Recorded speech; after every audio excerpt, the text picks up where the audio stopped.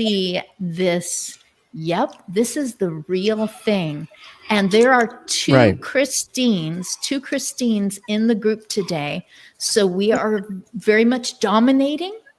And we'll try to, oh, Ray, I'm so happy to see you. This is perfect. We have gone live. And so, Christine, you spoke to Cecilia and said, where in Malaysia? And I'm like, oh, this would come from a person who knows it much more than just, oh, I looked at a map one day. And you spoke to that. And then Wayne asked you, why did you make that choice, or what was going on? Can you just kind of repeat that whole part, because Ray missed out on that? And you and Ray are maybe the closest together now that I have moved out of the spot where I used to be a few hundred miles from Patty. So you two are maybe the closest together, but there's a bit of water between you. And so would you say that again so that Ray gets to hear where it was all about Malaysia, where Cecilia is, and the question, why? Why did you do that? And that's when it really expanded. It was like, we're getting to know the other Christine really well. So go ahead and speak to that again. Look, happy to. Yeah, I had already lived in Japan for 2 years and taught over there, and I loved that.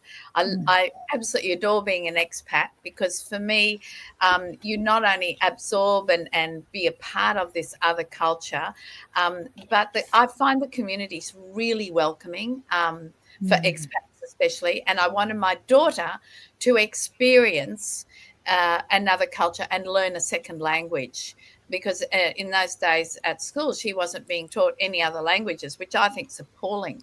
And anyway, yeah, so I did 2 years in Japan with Alexa. She turned 10 there and came back to Australia. And then in 2018 I just had itchy feet again. I've traveled a lot, but I want to live somewhere again, so I just got a plane ticket and flew to Penang and lived in Baru-Feringhi in Penang for 3 months, and I just adored it. And I'd probably still be there, except my daughter was having her second baby and demanded I come home. So it was like she told me, she said, "You've gone rogue," and I said, "Yeah, okay." Oh my goodness. I happened to be at a gathering in person around, I should say the same table. We all have something in front of us because your devices must be sitting on something. So it's kind of like we're at a shared table, but this was one where we could actually, reach out and made sure that we didn't get our cups or drinks mixed up with each other. And just the conversations that came up, as one gentleman said, my mother-in-law or my grandmother, she was raised in the Democratic Republic of the Congo, and she hadn't been back there in decades. And when she went back, just this, I don't want to leave. And then to which a woman who said, I have an adult son, and honestly, he lives to earn money, working, good hard work with his dad, who works good hard work, so that he can just zip out of here and go to a completely different culture anywhere. He wants to go somewhere where there's a mountain. It's got to be Kilimanjaro. It's got to be, somewhere in Nepal. And he just wants to climb a mountain, feel what it's like to have less oxygen and be with people just living, not touristing, just being with them. And that's and I said, I get to talk to people around the globe today. So Christine, let's start with you. I've got you kind of warmed up. So let's start with you. Would you introduce yourself and your endeavors even more so to the people on our screen? We are talking a completely different time for me, and we're all in different time zones. So exciting. And we get to enrich each other, not only with our cultures and our personalities, but also with what it is that we are doing and that we are such advocates in. We're like not content to just let things ride as they are. So Christine, let's start with you because you get itchy feet. No, I'm glad to meet everyone here because you're obviously all amazing people. But so I'll be really as brief as I can. My background, I started out doing all sorts of things as I did, but I was PR manager for Jacaranda Press, which is a big publishing company in Australia. And I went and I did all, I worked as a barmaid out Western Queensland and did all sorts of things, went teaching and became a literacy specialist, 2 degrees. My BA, I majored in archaeology, which is useless, but I loved it and rode camels up the pyramid and all that. But and I ended up opening my first restaurant in 1977 at 25 as a female owner chef, and I ended up with 10 successful restaurants, in a row over a period of 25 years, and became very famous in Queensland because I actually started out famous as a kid. I used to sing and dance on TV, and then I was a ballerina and then a professional actress. So and then when I had this restaurant career, and I used to I set up the restaurant for the Journalists Club, which was really useful. So all the journalists from the big newspaper would ring me up when they needed stories and say, "Have you got a story, Chrissy?" "Yeah," every time. It was hysterical. And went to Japan and then ended up in Melbourne and working back in teaching and literacy again. And then I was asked to set up a big newspaper in Tassie. So I became a lifestyle and editor-in-chief of a newspaper and interviewed all the politicians and the primary producers who were all amazing. Tassie's an amazing place. And then, I ended up just being a writer for hire. And my bag really is to help other people tell their stories now. That's what I really enjoy. And a client hired me to record and write her dad's memoirs. And the process took Daryl, who was 86 and dying of emphysema, from here to here, and gave him a euphoric final year. And the book we produced had this incredible ripple effect in the family. So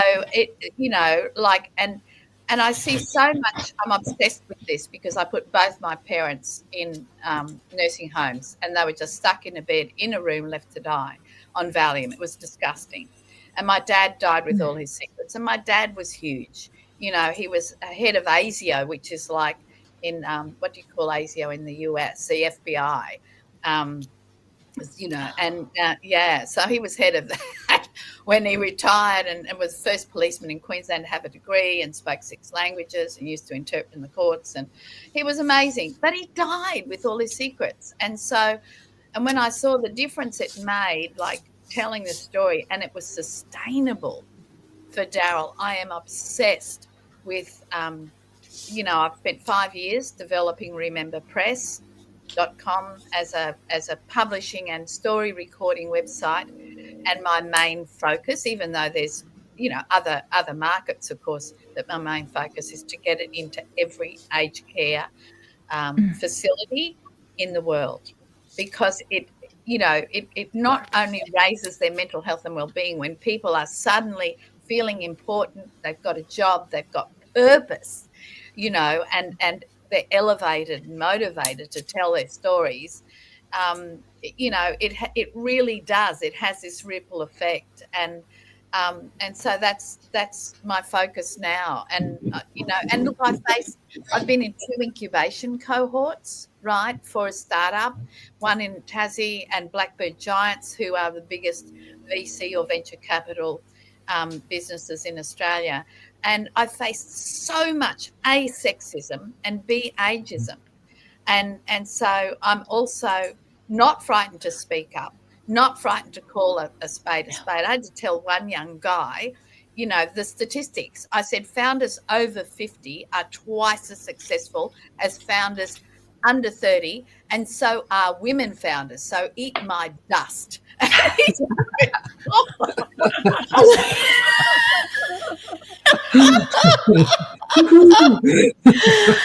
At the beginning, I heard public school, publishing, and pubs because you were a barmaid. Yeah. And I'm just going, she's just out there. Like, just, no, you're wearing flowers, but in the US, we would say wallflower, meaning I just blend in with the wallpaper, and you are nothing like that. You are blossoming and blooming and coming, you are a bouquet. You are a bouquet. And you are just not settled with, yes, they should all be the same size, the same color, the same thing at all. You're just, what else is there? And when I can educate people along the way, even if I do it with a very certainty, a huge certainty in my voice, and let them know, now these are the statistics, eat it. So you do that. My goodness. Okay. Cecilia was... Sorry, I'm just going to say, yes. I said to him, I'm 73 and I'm only just getting started on this version and place in my life, so just watch out. I want everyone to speak up, honestly. Let's all encourage other, people, our generations and younger and older, to speak up, really. That's it. Sorry. Watch out for Christine Green. Yes. Cecilia, when she said that, you started clapping, and that is what I see on your posts, is that you're saying, do you know what just happened? Someone was upset that a person was being the person that they are, not the person that they used to be. Not because we can't just go freeze frame.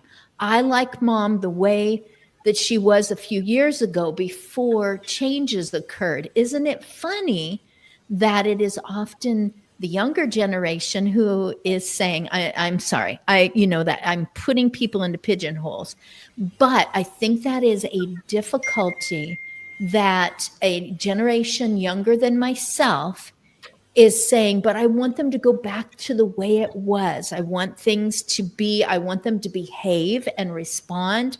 And I can understand missing that relationship when there's a neurological changes.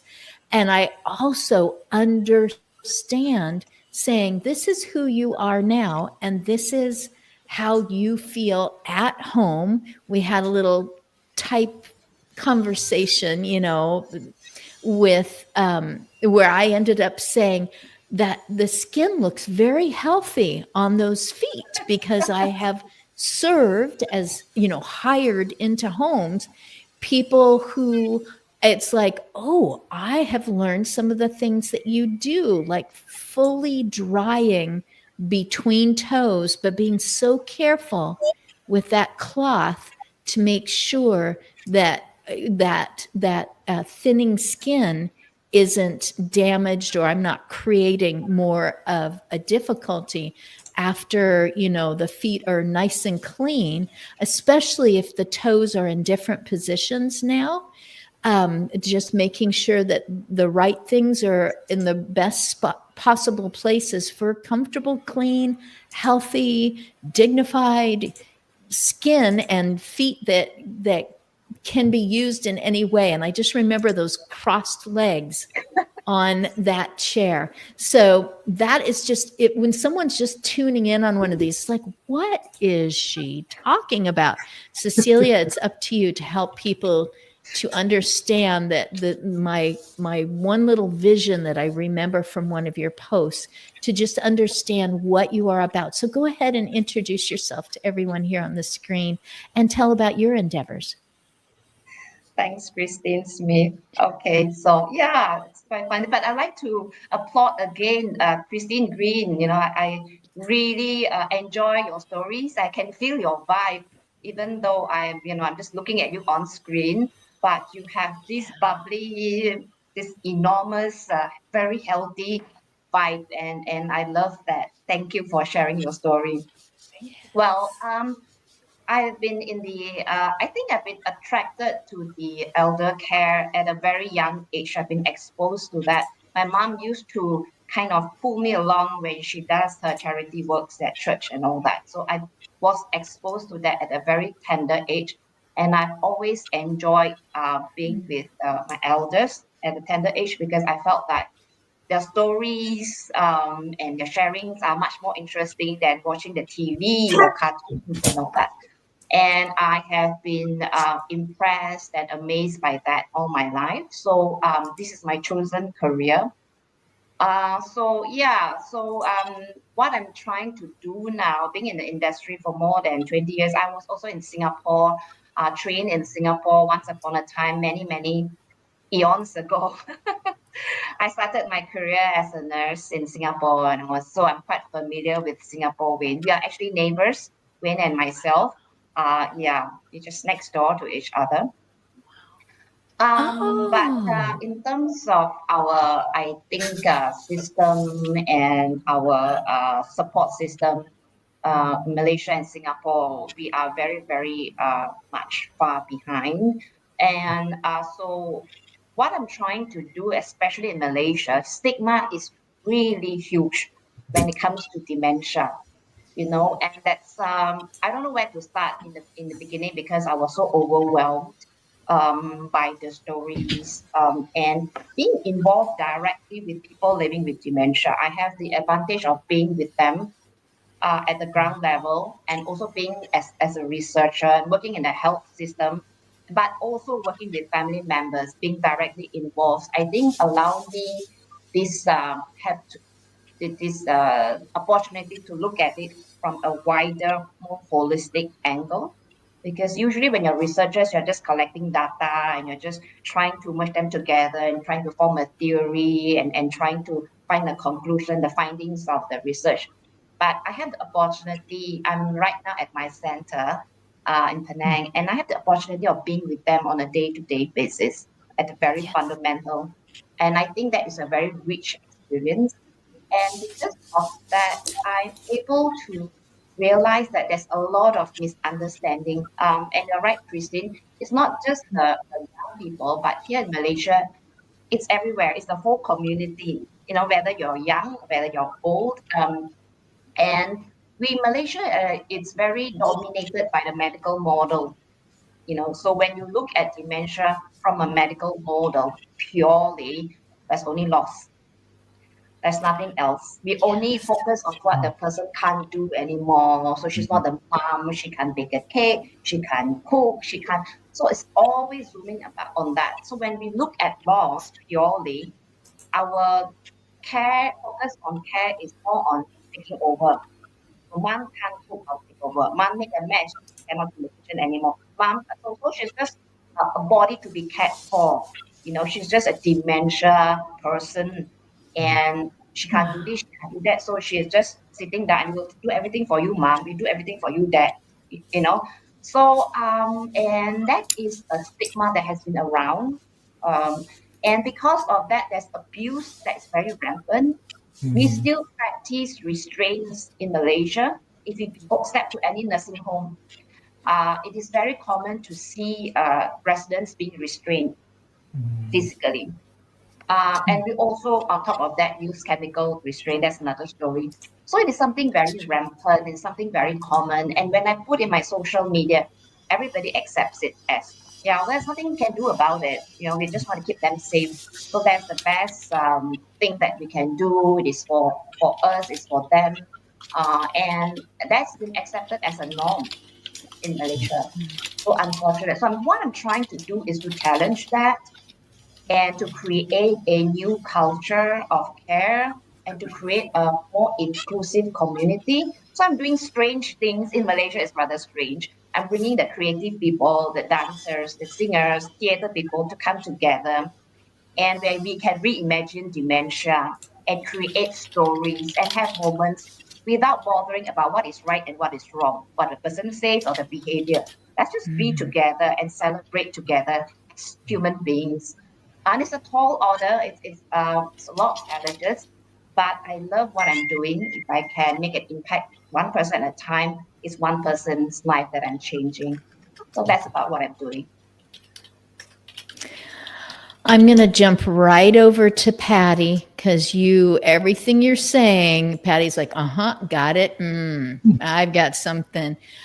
Very true. Medical, not individuals who have made a study of geriatrics or dementia or anything else, but medical has a hard stop when dementia comes in, uncurable, or at least in the UK and in United States, hospice, when hospice is recommended, in other words, this person is not going to recover, that's also a hard stop, so prepare for the death process. That's hospice, or the people that come in to assist in that way. It's just kind of a hard stop, is like, it can't be cured, surgery isn't going to do it, pills aren't going to do it, treatments aren't going to make this stop, they're not going to go into remission. So yes, it needs a person who says there's more to it than just, that's a dementia person. Hands off. It's gone. It's done. They're over with. So Patty, that's enough blabbering from me. Go for it, Patty. Hello, everyone. Oh my goodness. I'm so grateful to be here today. Thank you for Christine and other Christine. Love hearing your story. Very inspiring to, know that no matter what age you're at, you could really make an impact. So really appreciate that. Cecilia, that breaks my heart to hear people being restrained. I mean, that's just, in my world, that's unacceptable. And I'm so grateful that you're there making change, right? Because that's what's needed in the world. I came to dementia from a totally different perspective.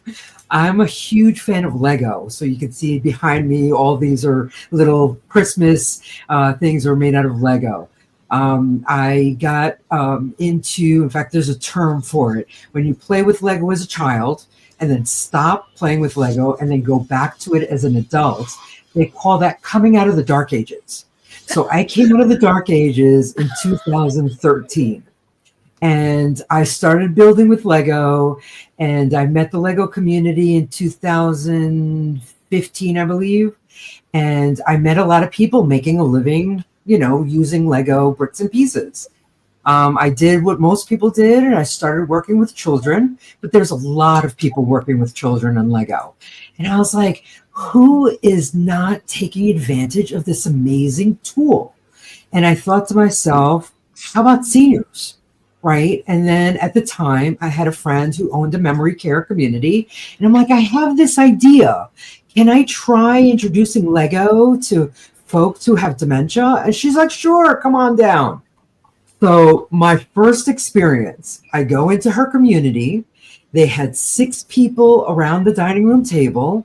Half of them were in wheelchairs, and the other half not.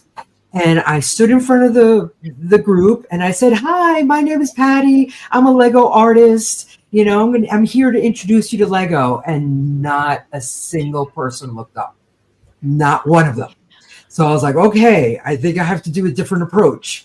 So I got down to each person on their level and I smiled at them. I held their hand and says, hi, my name is Patty. I'm a Lego artist. And they looked at me like, what's that? And I said, let me introduce you to Lego. So what I did was with most of them, or actually, let me talk about Mary, right? I met Mary, did my little speech, and she, she was amazing.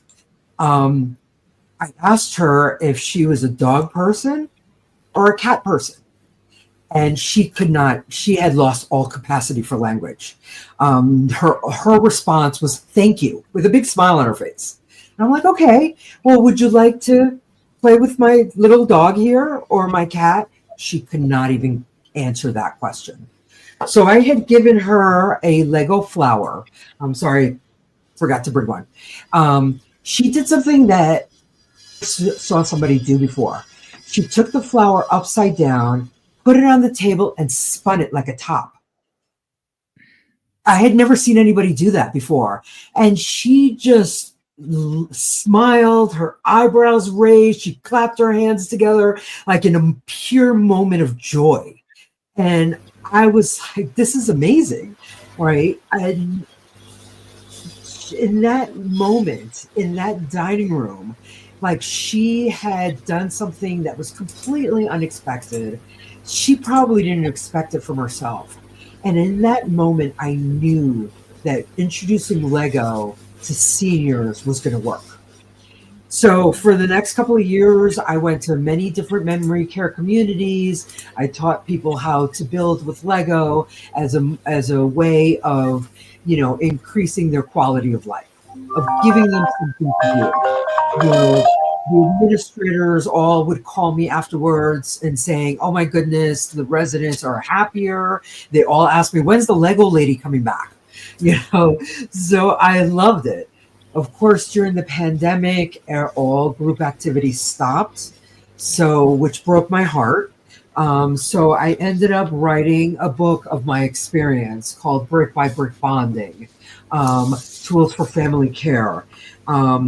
During that time, when I was writing the book, I saw this terrible stat. The Alzheimer's Association had put out their annual report, and they were saying that the spouses of people with dementia were dying before the person with dementia because they were not taking care of themselves. Right? They had promised their spouse that, oh, honey, I'm never going to put you in a home. I'm going to take care of you until the very end, not realizing the commitment and the how hard it is to take care of somebody in the mid to late stages of the disease. I think nowadays, because of the pandemic, we are now aware of how important mental health and self-care is. Right? Mm-hmm. Self-care is not a luxury. It is important. It is a necessity. So when I started writing the book, I met Loretta Venny on the East Coast, who was doing something similar. She wrote the foreword of my book. I met Laura Wagner, who was a copy editor and a gerontologist who edited my book. And then I met Laura Herman, who also lives in Oregon, who is a dementia care specialist. And when she read my book, she's like, this is why this activity is so important. Not only is good for fine motor skills and depth perception, creativity, but it gives you an opportunity to reminisce, intergenerational activity. A lot of people talk to me about, my kids want to play with their grandparents, but we have no idea how to do that collaborative thing. Kids, they see Lego and their minds explode. Lego, and then, the person with dementia are like, oh my goodness, what are you building? They're watching the kids. How can I contribute to this? Tell me what your story is or whatever, right? It's a way to engage. So with Laura, we partnered on the book, and now we've partnered and we created ABC Dementia Course and Community for caregivers. ABC stands for Appreciating Behavior Communication in Dementia. Laura is a big proponent about, someone with dementia who has lost their capacity for language is still trying to communicate, right? They might have lost their ability to communicate, but their full emotional well-being is still there. Full range of emotions are still there.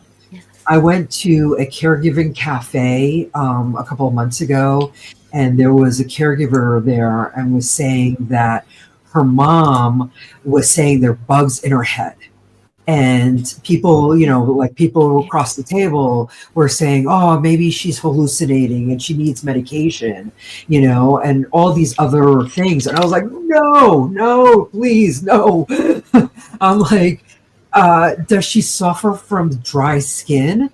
And she was like, yes. How did you know? I'm like, well, I'm thinking about what is she trying to say by saying she's got bugs in her head. Maybe her scalp is dry, and that's the only way she can express that, right? And she's like, oh my God, thank you. Yes, she has dry skin. I'm going to think about how we can make her scalp less itchy, So it's just, we're, as caregivers, I try to help people understand, what is your person trying to say, right? What's an unmet need that they are trying to communicate, but they've lost the capacity for expressing themselves. So that's what I'm passionate about right now, is really helping caregivers to really take care of themselves. Don't sweat the small stuff, right? Doing the dishes, keeping your house clean, that doesn't matter. What matters is connecting with the person you're taking care of. Wayne, you've been shaking your head. Understand that? Yes, you're right. Oh my goodness. What a difference. What a difference. If I lost my ability to communicate this way, I'm still having a tummy ache. I'm still wishing that that person I love to hug would come visit me. And maybe I'm going to be showing a Lego to someone and it's like, understand me. Or, this reminds me of when they came to, I want Patty to come back. Where's the Lego lady? But it isn't coming out here. I'm still here. So Wayne, I would love to hear more. You are surrounded by people. I know what his background is. It's not that room, but he was looking, going, I'd really like to put a filter and get something going on. And I'm thinking that's your hand, and that maybe you were wearing those slacks one day and talking with a group of people. So I'm just going to let you go on with that. And Ray, you're not being ignored. We still have many minutes left. I'm so grateful. So Wayne and then Ray, go right ahead. Okay. Just amazing to be here. As I told Christine Smith much earlier before we came in, this is my first live stream with all of you, with folks, passionate folks like each of you from abroad, outside of Singapore, that is. Yeah, I mean, I have had live streams, with those in Singapore. So, timing isn't that big an issue, and platforms, like online platforms are fairly similar. Okay, so I do dementia prevention these days. I think what I can I would like to say. These days, I'm really passionate about getting people at risk to know that first, dementia could be prevented, and then learn the approaches to be prevented. And then if they want to further their skills, we can talk about personalizing those prevention approaches or strategies for each person. So that's what I do today, really. I started off as a psychologist, as a counselor, and seeing various issues in the community, relationship issues, mental health, work-related mental health, behavioral health. Then I realized my fellow counselors in Singapore, many counselors and psychologists in Singapore then aren't really using the latest. Even in graduate school, when I learned my clinical psychology skills, I realized that perhaps only half the time our professors then were using the latest or teaching us the latest. And I kind of could understand why that is so in the context of Singapore. Briefly, in Singapore, anyone could call himself a psychologist and have no legal repercussions. Right? That's the situation in Singapore and a few other areas in this region of the world. So then the other thing is there are no required standards, right, for psychological practice, as you can understand. So I realized, okay, one of the ways to further this is to go into research and produce knowledge. So people are not just more aware, but they understand what is good, credible knowledge, not just hearsay and street wisdom. So I went to research, and that is when I started becoming interested in aging and subsequently caregiving. The caregiving spin is really because I have my own caregiving story to tell. I started off as a caregiver at the age of 21 or 20, thereabouts. I cared for my mother's mother, my maternal grandmother. Then she had, I think, the number of conditions, if I recall, arthritis, rheumatism, high cholesterol, diabetes, though she refused to admit it, I think, and a few others, really. So that was my kind of being thrown into the deep ocean. And then I realized, man, the finances are really a huge burden for the family, and I wasn't earning because I was still a student, undergraduate student then. And then my mom could only have the mental capacity to help her mom to a certain extent because my mom was depressed then, right? So being a caregiver made that depression worse, as you can possibly imagine. So my dad was the sole breadwinner of the house then, and he had all of us plus my younger brother to feed. So all 5 of us in the house. So I realized that what I could do is to help my mom a little bit more, so she would be less depressed, or at least feel a little bit less burdened. So that's how I started, as a caregiver, learning all the mechanics and learning how to change diapers, handle the wheelchair, even bathe my grandmother. And I was really uncomfortable with that. I remember as a guy, 21 years old, at home, and so. Fast forward that later, after my grandmother passed on, my mother became diagnosed with cancer of the, I think ovaries, ovarian cancer. Oh, yeah. So it was a period of, I think, pain, both mental and physical pain for her.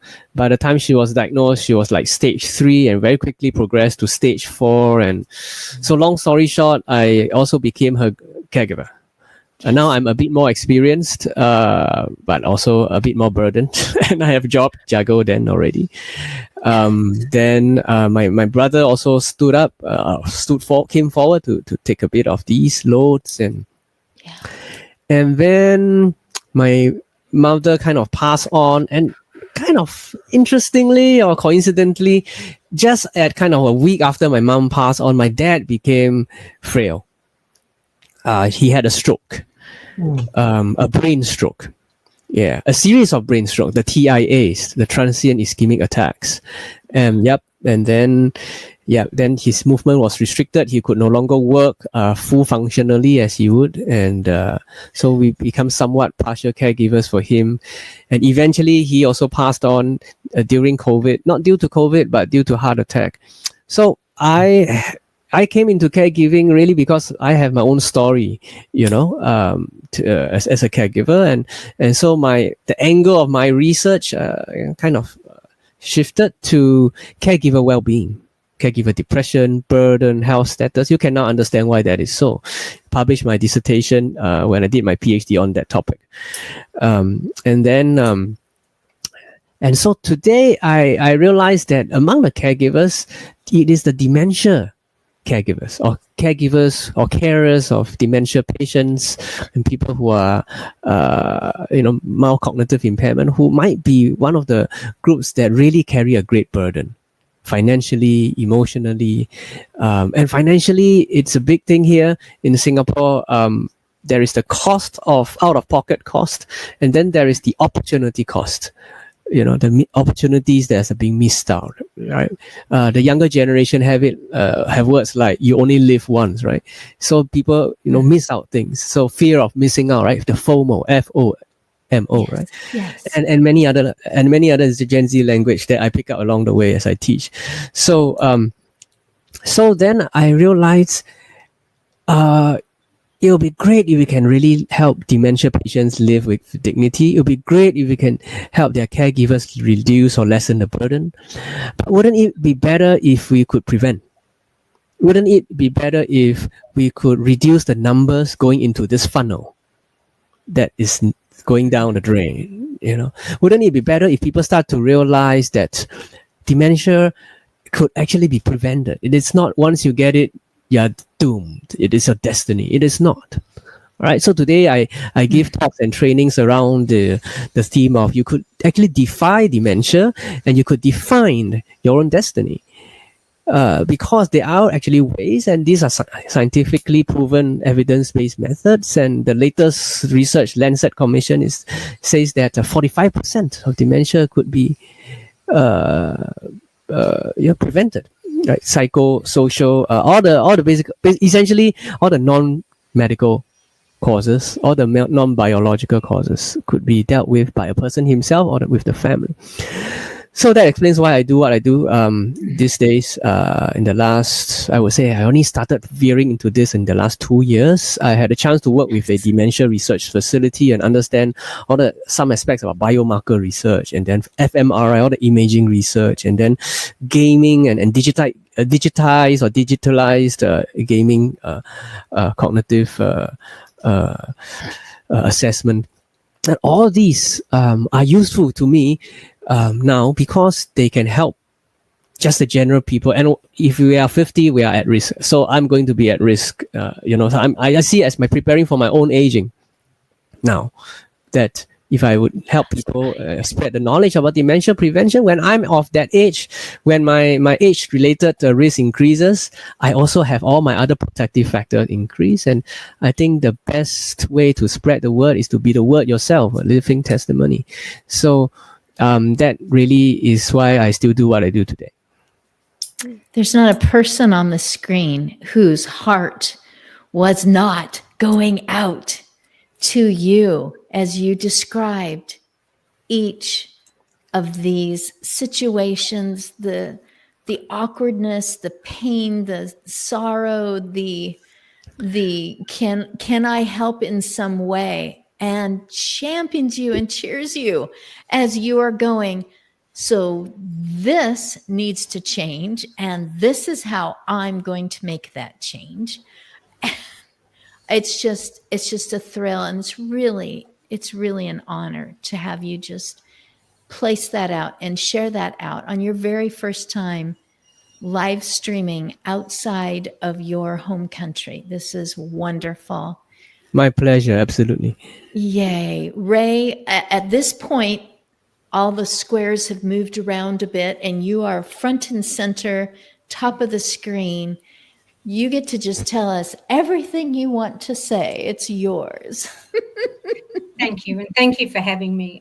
I guess I'm probably equating myself to a grumpy old lady about now, because I'm tired of hearing that not a lot changes. And we've all people in here have been advocating for so many years. I know I have. And that we're still saying the same things. And how cool would it be to cure dementia? But how cool would it be to have communities where people with dementia aren't treated like prisoners or are treated with a real human rights approach to life? And that's been my passion, is about the voice of the person. Not my voice, but the voice of the person, who is so often missing from any discussion. And for me, it's about that transition into aged care, where people almost walk through front doors and they leave their past behind, and they come in and they become what's called a resident, with all its insular singularity. And we use this terrible language of when you lived at home and when you worked and when you had a family. And my old favourite is when you were so beautiful in those photos. Like, at the moment, you're no longer beautiful. And people do it constantly. And how that makes people feel is like, yes, in the past I was something and I was of value. Right now, I'm not. I've become what's called a resident. And the thing about that for me is we have a saying, a line of policy in Australia called Aging in Place, which essentially is about you can stay in the home until you die. But I like the idea of just living in place. It's like it should just be another part of life coming into aged care that's not scary, it's not demeaning, that is thoughtful, and that is a human rights-based approach. And instead of writing, activity programs for a generic population that don't exist, and I'll give you an example of that. You could come into any aged care home around the world, because I've been to many homes, and say you like motorbike riding, and we'll say, well, you'll enjoy bingo and colouring in then, because there's no capacity for us to give you motorbike riding. And that for me is awful, because you know what? I'm going to have lots of behaviours when I get into aged care, because I won't want to colour and play bingo. I might want to ride my motorbike. And I think, even locking people away just simply because of a diagnosis. And I'll give you my favourite dementia story. I went into a home, this is several organisations ago, and they locked everything, so that the unit was locked, the cupboards were locked, the behind the counter was locked. It's like, let's lock everything. And I was looking for a key to open a cupboard to make a cup of tea for myself and another resident who was in there. And the resident with dementia said, the key's on top of the fridge. They think we're stupid. And so the resident knew where the keys were, and she'd been watching this, but because she has dementia, we don't give her any value of actually being able to still participate in her life, and we don't think, oh, we might leave it unlocked. No, we better lock it up, because you're a scary person if we don't lock it up. And I think our compliance and regulation is often used as a cop-out, and that was certainly what happened with COVID. COVID just set us back like years. And it's been very hard dragging us back out of the dark age of COVID to enable people, and I hate using the word allow, but to enable people to live their life again as they want to live it. Not as I think you should live it, but as you want to live it. And for me, I always quote a congressman that you've probably heard of, John Lewis, who liked to talk about getting into good trouble. And it's like, let's create some movement here. Let's create some trouble. Let's have the resis rise up. And for me, and my Montessori background is like, okay, so I have to enable that person to be who they want to be. And that idea is still of ambition that we never let older people have. We never say, what do you still want to do? What do you want to be? I mean, they may look at you, Chris, and they may still want to learn a language. They might want to start a business. They might want to, paint their first painting, but we don't offer ambition. It's like, here's bingo and colouring in. We don't engage you to be the person that you could still be. You will only ever be that person you left at the front door when you came in to be a resident. And that, for me, is the real sadness of people coming into aged care. So for me, and I'm really grateful to the organisation I work for now in raising this, what I call a consumer voice, that we now have 100 residents from aged care homes around Australia who meet regularly to discuss, design, collaborate and talk about what aged care should be. Because, we survey people to death. We ask questions, are you satisfied with this, yada, yada, yada. But I just don't think we ask the right questions. And I often think we should ask the questions of, what don't you want? Do you want your pad shown in front of everybody else? Well, no, I don't. Do you want to do the things that you want to do? Well, yes, I do. Do you want the carers just walking on you at any time and not knocking? Well, no, I don't. Because if they did that in my house, I'd be calling the police. But in someone's, and we say it's your home, but we'll still walk in your door and not give you that value that it is your home.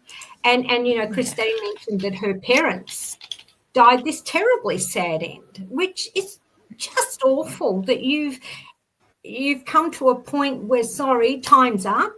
When you're not quite dead, but time's up. So you can exist. And that's the real sadness for me, and the real injustice for me of what we do that's not right. And when we talk about restraint, there's restraint, the very obvious restraint, and there's the less obvious restraint that we have in our communities. And that is that, you don't want to go out, Bill. It's you might get in trouble out there, Bill. You might get lost, Bill. Don't go out. That to me is restraint as well. It's about having those conversations, and from a Montessori point of view is, how can I enable you to do that? You want to go bungee jumping? Right. I'm not going to say no. What I'm going to do is give you information, because often people in aged care lose access to information. So you've let me go now. I know I'm raving. And what I would do is always give them information. Then they can still make a decision. I don't care at what stage of your disease, you are still at a point where, with us enabling you to be able to make a decision, and that we take away. So we wonder why we have people with behaviours. Well, I'm going to be one of them. I'm going to be, if you tell me I can't go out, if you tell me I can't wear what I want, if you don't let me put my makeup on every day, if you don't let me do my hair the way I want it, not the way you think you want it, if you're not going to let me dress up every day, well, I'm going to have behaviours. And like Cecilia's posts, they're behaviours of people just wanting to be who they have a right to be, not someone who we think they should be. Okay, I'll stop there. You waited so long hearing each of them. I thought that was, you have the right to just speak it. And it is coming from so much. You've been aware, and you've been putting the pieces together. And for those on the screen who are not 64 or beyond, it is fun to be, because I'm not over the hill, whatever that hill was that birthday cards say you're over the hill. I'm still summiting the mountain, and I keep turning around and looking at the landscape of life and going, well, all these things, I'm connecting the dots, and I'm finding out, well, this makes more sense. And I'm learning, I'm willing to listen to other people who are saying, but this is another, perspective on ageism. But you could actually be pointing at yourself and saying, I took away their rights. I decided that I was fearful or uncomfortable, and I didn't want that. So therefore, you can't do that. You can't live in a home with stairs, because something terrible will happen and people will blame me, and I don't want that. So you can't have that. That was just somebody shared that other people were saying, why are you keeping your father in a home in your house? Why are you providing him love and interactions and everything in a house with stairs? And it's like, do you need to understand that was Dad's mountain, that he would try, he would work on it, he would have an accomplishment and he would talk about how I'm being careful, and we would just go, sure, Dad, you're just fine. Just like in any circumstance, if something happens, then we'll deal with that something when that something happens. And talking about how Dad's last time climbing those stairs and back down again. And it's like, I always heard that you're supposed to take all the obstacles out and all the possibilities and just go, now the room has been fully padded. Oh, I just put you in a cell. I just locked you down. I just made sure that you don't make any more choices or enjoy something different. It's like, what do you want? I want to stay in this house with those stairs because that's something I can enjoy. And their last day, they summited that mountain. Here I am yabbering on. I am not done with you. All of you, I want more. And we are nearing the end of our hour. So if anybody wants, well, Patty, she knows she's she can come on any old time. Hey, I want to tell something new that we did. We just made a movie or something. It's like, Patty, come on in. So you are all invited to let me know when things are changing. And sorry, husband, we might do something like this again, not too long from now. My husband is the one who makes everything happen. And he has said that it's so important to hear people express how they came to this point, how what they are offering and providing was born of grief, that it came from a situation that they didn't throw themselves into, they were thrown into, that it came from an early age where they just thought, if only I could, and now they are, doing Can I- Duplos. Yes, please say something. Christine wants to say something. Yeah, thank you. I just wanted, apropos Ray's incredible talk. Where are you, Ray? You're obviously Australian. Yeah. Where are you? I'm in Sydney. Yeah. In Hobart, Glenview is a big aged care business here, and they have opened, as far as I know, it's the first ever dementia village, and it's called Korangi. If you want to look it up, Koron. I know Korangi. Oh, there you are. I was down in Tasmania a few weeks ago doing a talk. Oh my God. We're doing some good things, but it's still about isolating communities. It's still about isolating because of your disease. And I just want us to get to a point of like, oh, you got a bad heart? Okay. You got dementia? Okay. So how can we all coexist? And I love the idea. One of the homes that I managed, I taught other residents without dementia how to support people with dementia. And I came up with the bestest ideas, like super. And so having that whole community work together, to me, was so phenomenal. And that gave the residents without dementia real purpose, thinking, well, how can I make it better for Bill who has dementia?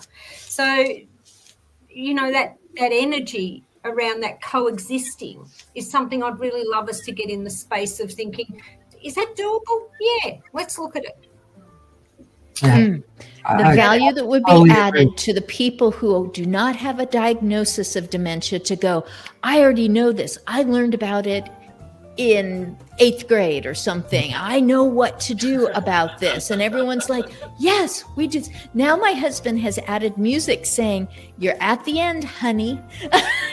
I have to make this fit so that it can be rebroadcast at a time that fits better for, let's just say, the UK or something. So I don't like this part of my job. It's the only part of my job I don't like. And that is saying, we've run out of time. My goodness, all of you, this is just fantastic. I'm glad that it gets to be rebroadcast later next month in January. So thank you so much. I have to let him close the curtain, and I'm just going to wave goodbye and just... Y'all can say goodbye any way you want. Bye-bye. Bye. Thank you.